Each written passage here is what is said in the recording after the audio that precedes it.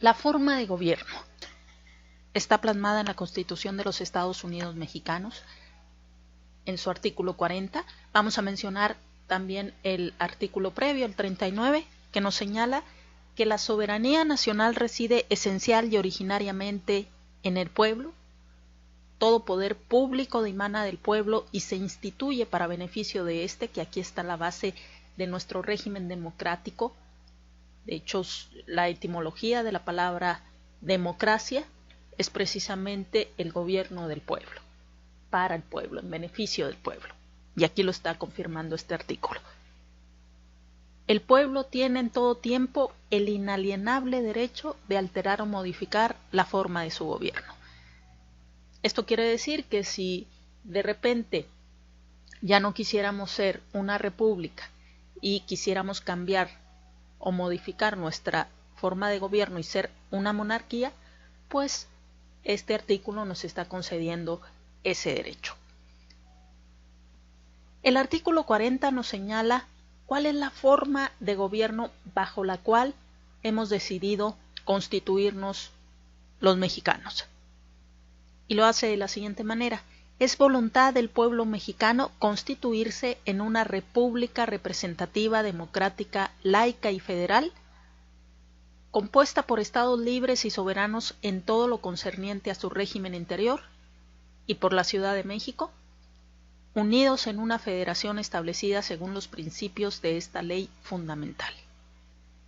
Aquí tenemos pues la forma de gobierno, la vamos a desglosar, vamos a explicar cada uno de ellos. Nada más hay que mencionar que este artículo ha sido reformado en los últimos años. Por ejemplo, se le agregó la palabra laica. Antes nada más decía en una república representativa, democrática y federal. Hace algunos años se hizo la reforma y se le agregó esa palabra para confirmar lo que señala el artículo 130 respecto de la separación Iglesia-Estado. También recientemente se hizo la reforma de este artículo para agregar a la Ciudad de México. Cabe mencionar también que algunos autores, con los cuales yo en lo particular coincido, consideran que los estados, las entidades federativas, por ejemplo, Sonora, Sinaloa, Jalisco, etc., no son realmente estados libres y soberanos, sino que son autónomos y autárquicos. Autónomos en cuanto a que se pueden dar a sí mismos sus propias leyes, por eso tenemos un código civil de los distintos estados, incluso se dan su propia constitución estatal o local, y autárquicos en cuanto a que eligen ellos mismos sus propios gobernantes.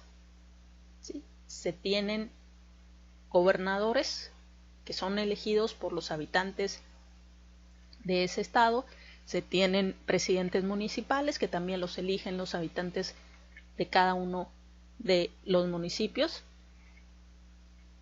y por eso se alega que lo que en realidad, a pesar de lo que dice la Constitución, son los estados o las entidades federativas,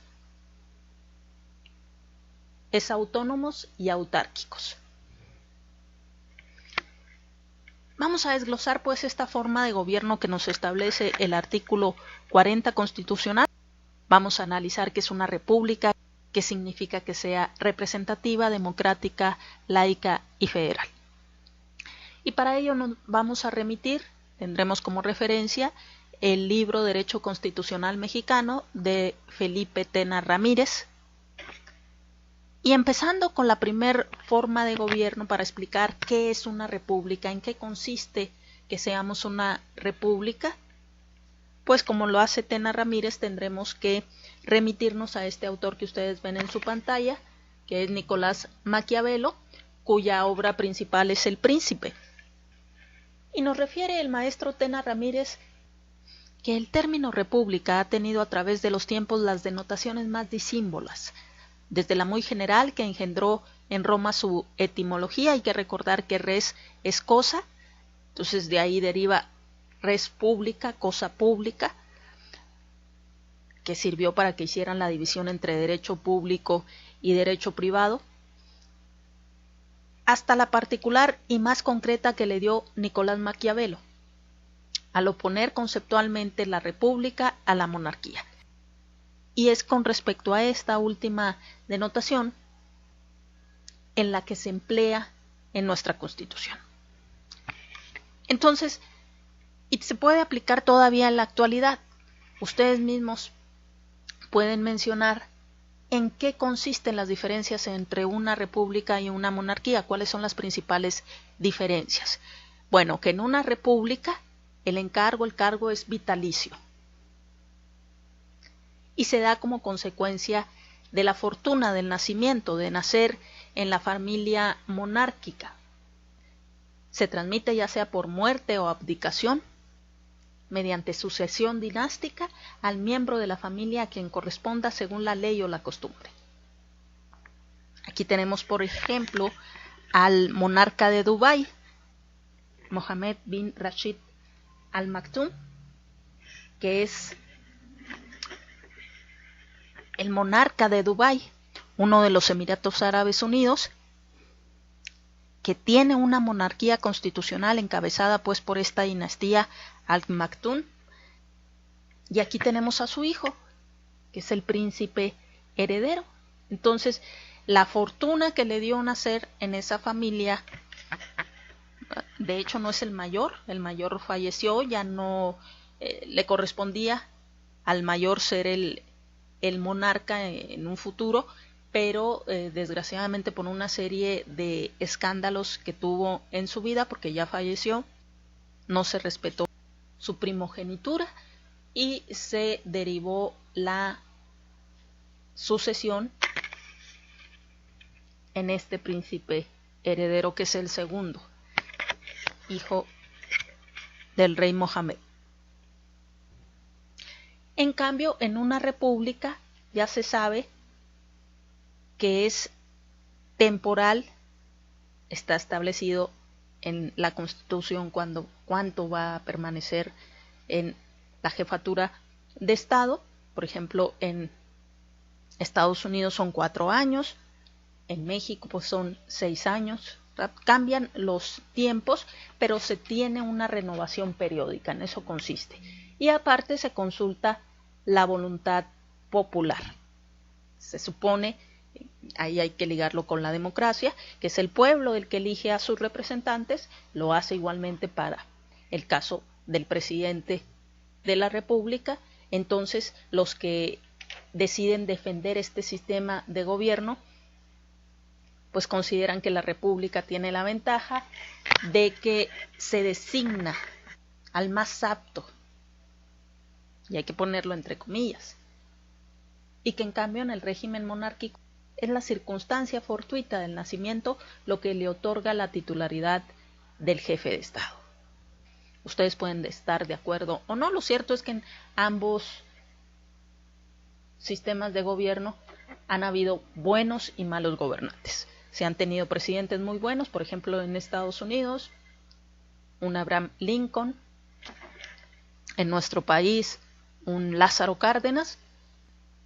Aparte, los que están a favor de la monarquía consideran que la ventaja que se tiene respecto de la república es que desde su nacimiento ya la persona es preparada para el cargo al que en un futuro va a acceder. Entonces se le prepara o se le intenta preparar de la mejor manera, a diferencia de el presidente, que de repente a veces incluso la candidatura a la presidencia cae por suerte.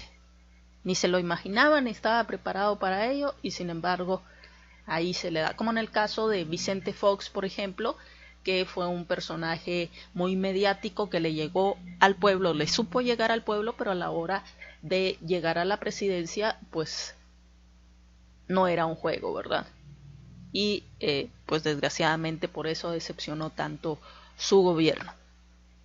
Pero eso es pues lo que caracteriza a la monarquía de la república. También cabe mencionar que es precisa y únicamente en el jefe de Estado, presidente en la república y rey en el caso de la monarquía, donde ocurren las notas características de la república o la monarquía. ¿Sí? Si se refiere a que, por ejemplo, en los otros dos poderes, en el judicial, como antes sucedía en nuestro sistema, donde los ministros de la Suprema Corte de Justicia de la Nación tenían sus cargos vitalicios después de un tiempo, bueno, eso no altera la forma republicana de gobierno. Igual en el caso de algunos países donde la Cámara Alta, también los miembros de la Cámara Alta son vitalicios, eso no altera el que sea una forma de gobierno ya sea republicana o monárquica. Nada más el que se refiere al jefe de Estado.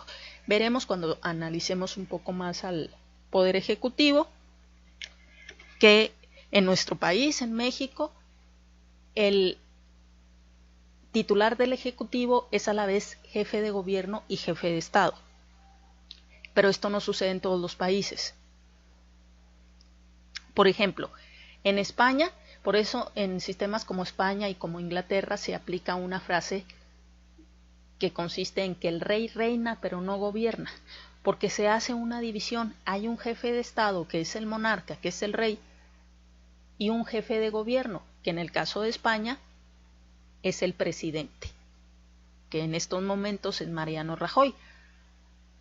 Ahora con lo que están viviendo con Cataluña, pues el que puede tomar las decisiones es el jefe de gobierno, es Mariano Rajoy. Igual cuando estaba Aznar como jefe de gobierno, en su momento fue el que tomó la decisión de apoyar a los Estados Unidos para ir contra Irak. Entonces es el que decide, por eso se dice el rey reina pero no gobierna. ¿Sí? El monarca en el caso de España pues es jefe de Estado.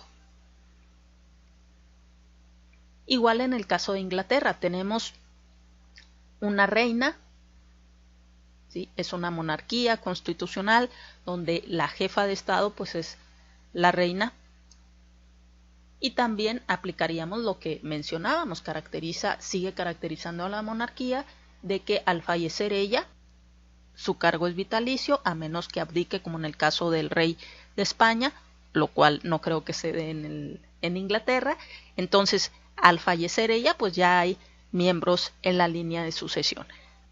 Se supone que Carlos, al ser el primogénito, debería de reinar. Algunos consideran que no va a alcanzarle la vida para llegar a reinar, que a lo mejor fallece primero que la madre, y muchos ven como el próximo monarca al príncipe Guillermo. Y si no, ya hay también en la línea sucesoria pues los hijos del príncipe Guillermo, ¿verdad? Ante la falta de este.